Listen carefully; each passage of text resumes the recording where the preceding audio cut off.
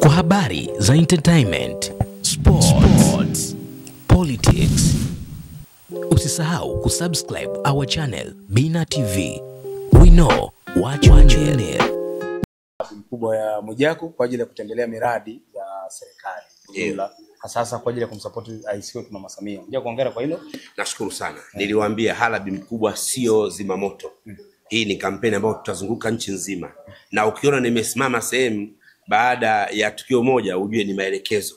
Kutoka juu. Kutoka juu. Juu wapi? Kwa Mungu huyo. Okay. Kwa hiyo ubungo imeumbwa. Kabisa. Kwa imefikiwa. Watu wanaona kama umempiga juju ndugu yako. Alianza ile ya kwaka kuzunguka mikoani lakini unaona amezima, wewe unaendelea. Na sio juju. Unajua kila kitu unatakiwa uwe na akili. Unawasilisha nini? Kwa sababu kuna vitu unatakiwa anafanya yeye. Nyinyi waandishi wa habari mna kazi gani? Mimi nadili na result. Ambao result naitoa wapi? Lazima ufanye research kwa mradi au uwekezaji uliofanya na Rais Samia Suluhu Hassan.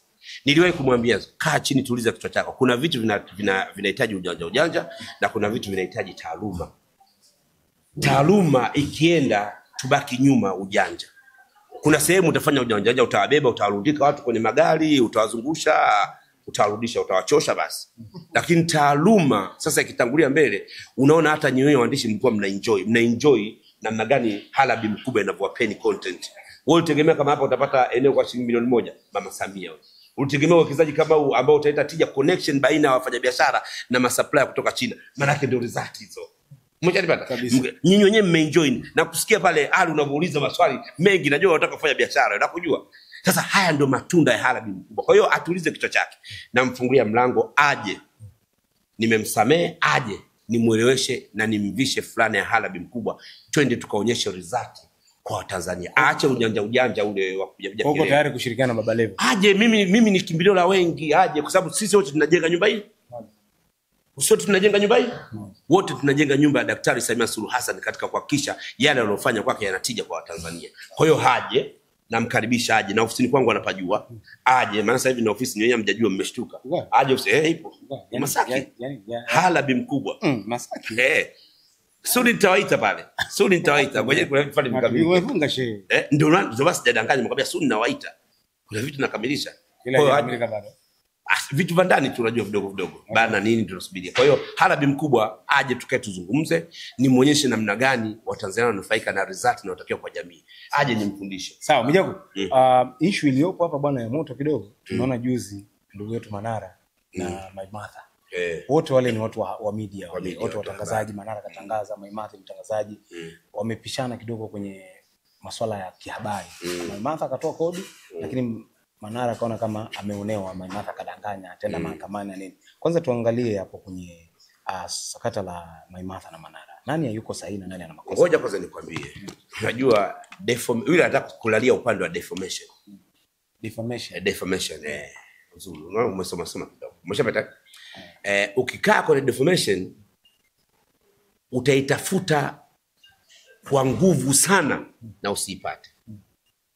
Afrika Mashariki kesi kama hizo naweza nikasema katika 10 basi 0.1 mtu ana win. Hilo la kwanza. Lakini la pili, ajue yule yupo kwenye tasnia yake, yupo kwenye kutoa habari. Kama ulikuwa hutaki habari, wewe usingopeleka vitu vako watu tuvijue, na ulikuwa unatuita kwenye shughuli zako. Nani ambaye hajalipa kwenye shughuli za Manara, kwenye harusi, kwenye uchumba wake? Naye mwenyewe mda ana share kabisa. Anasema watu nataka mjifunze kupitia mimi. Mjifunze kupitia mimi. Utakapoenda bla au kutakapokuwa na changamoto, wale waliowaita wajifunze watasema ulituita tujifunze, lakini kwa sasa hivi tunaona mambo si shwari. Mmoja kati ya kigezo peaceful life ya baina ya wanandoa ni kutokuonyesha ishara ya kuunfollowiana. Maana yake mimi nikikuunfollow, maana kuna vitu sitaki kuvijua vya kwako, na wewe kuna vitu sitaki kuvijua vya kwangu. Upendo utaona umepungua. Kwa hiyo watu wameingia, wameangalia, muone huyu ukamunfollow, baadaye wakafollowiana tena. Tayari kulikuwa na changamoto. Kwa hiyo pale lazima Maimartha aseme jamani, kwenye mahusiano ya ndoa au mahusiano ya mapenzi kuna changamoto zinatokeaga, ila sasa hivi wamesolve, sio dhambi. Sasa yeye kusema kwamba aliondoka kwa Dula kweli. Sasa kwenda kwa Dula, aseme kwenda kwa Dula, sasa hatujajua Dula gani. Dula hapo wengi. Sasa nyinyi kwa sababu mindset zenu zimezama kwenye Dula, mnaasa Dula Makabila. Yeye kasema aliondoka alikwenda kwa Dula. Dula hapo wengi. Sasa hapo ndo anaingia kwenye kudhibitisha. Angesema ameondoka kwenda kwa Dula, tungejua Dula wapo 3500 Tanzania. Kwa hiyo angetuambia Dula yupi. Kwa hiyo kasema makabila. Kwa makabila sasa itabidi sasa baadaye atuthibitishie. Of course uhakika wa kusema ameondoka anaweza akawa nao, alitoka nyumbani. Hatujui pengine alikwenda kwa wazazi wake, mkewe, au alikwenda kwao kwa ukweni, au alikwenda kwa ndugu. Mshapata? Kwa hiyo kusema sasa alikwenda kwa fulani, pale ndio naingia, na pale ndio approve. Yeye approve kama alionekana anaingia Tegeta kwenye gorofa la Shabani Juma Mtobeli ambaye amelipanga Juma Makabila, pale tutasema ameonyesha proof. Lakini fedha kama kuonyesha proof, atatakiwa amsafishe. Sio Manara amsafishe mkewe Manara. Mind you, sio Manara amsafishe mkewe Manara. Sababu tumeenda kisheria. Manara hapo haingie kusafishwa. Anasafishwa mkewe. Bwana naomba radhi, hakuenda kwa Dula Makabila. Alienda sehemu fulani. Kwa kukosea alipoenda na sio dhambi kisheria, yani si kosa.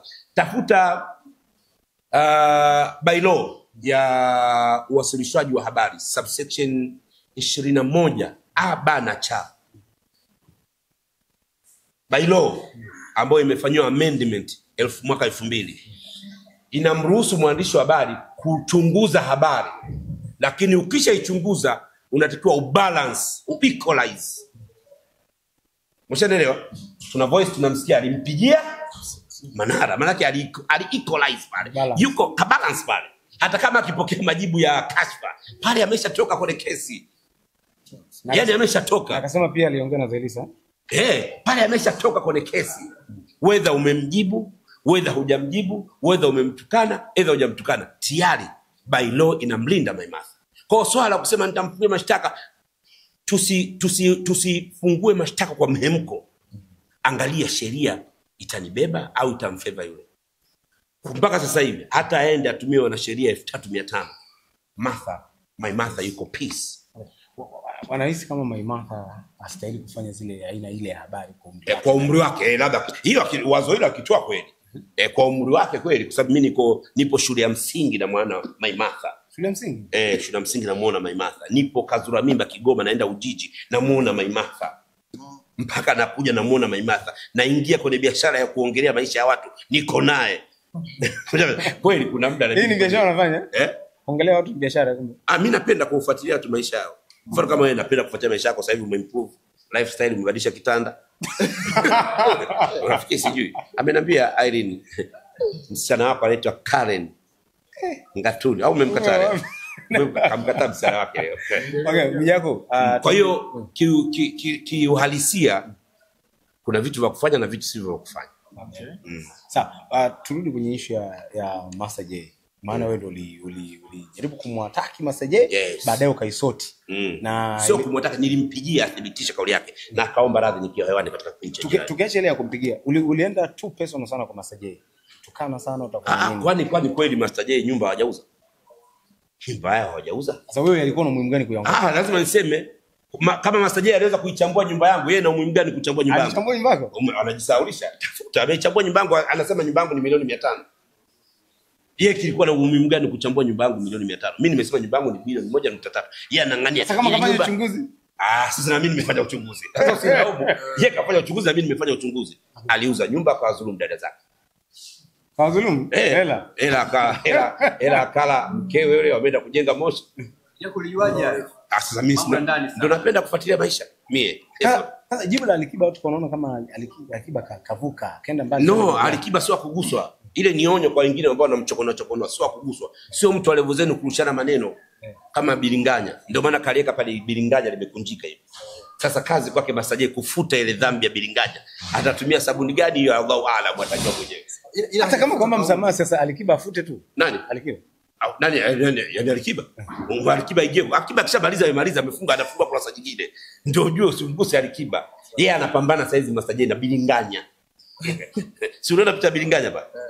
Au hujaiona bilinganya? Sasa wewe bilinganya maanisha. Mimi sijui alichokiandika Alikiba, ndio tukisimamie. Aifute picha bilinganya. Lakini Masejia alikushukuru. Mimi kanishukuru, of course. We are doing very nice. He's my brother. Nimekaa naye, nimeishi naye vizuri. Nimefanya naye kazi THT. Kwa hiyo he's very good. Lakini Alikiba anabana pua. Habari pua. Mwambino ndo anabana pua. Mwambino akaanza kuimba hivi. Penzi langu. Ni Mwambino. Lakini Alikiba tusikia penzi langu. Vitu vile tofauti. Hata Mazega wanasema Alikiba anabana pua. Alikosea sema yule ni mtaalamu wa muziki. Alisema pua. Yule ni mtaalamu wa muziki. Lakini kasema wewe sio mtaalamu wa muziki. Kasema pua. Mimi nimeishi THT miaka 10, unaambia sio mtaalamu. Masejia sasa ni producer ambaye kaja THT ananikuta Masejia. Jiulize, anakuja THT ananikuta. Wewe na Masejia nani mtaalamu kimuziki? Mimi hapa mtaalamu THT, nimekaa kwenye darasa. Kanikuta THT, hata katika mazungumzo yake umemsikia. Basi hujamfuatilia wewe. Anasema nilikuwa nakuja na wewe THT, mazoezi tulikuwa tunafanya wapi? Jamani, hamjafuatilia interview. Kwa wewe na Masejia ndo mtaalamu. Ndio maana nakwambiaje, yeye nimefanya naye kazi THT. Nimefanya naye kazi THT na mwenyewe kakiri. Ila tukubali kitu kimoja. Masejia anajua muziki kuliko wewe. Hapana, mimi najua muziki kuliko Masejia. Sasa angekuwa anajua muziki angeenda kwenye ujenzi. Ujenzi sasa fundi tofali. Ana fundi. Ni fundi matofali sasa hivi. Sasa okay, tukija kwenye upande wa live. Amna anemshinda Alikiba. Kwenye live nani anamshinda Alikiba? Ramadi. Toni takataka. Ramadi. Sasa mbona ondoka? Na wai na majukumu mengine. Basi tumalizane na wewe kwanza hapa. Na majukumu mengine ya kitaifa. Masejia alimtolea mfano BN. BN anafanya vizuri lakini amejifunza kwa Alikiba. Okay? Na mwenyewe anakiri BM kwenye interview yake. Nimejifunza live kwa Alikiba. Diamond so vipi? Sasa watoto wadogo wale wanataka kuingiza kwenye vitu vingi. Kwa habari za entertainment, sports, politics, usisahau kusubscribe our channel Bina TV. We know what you need.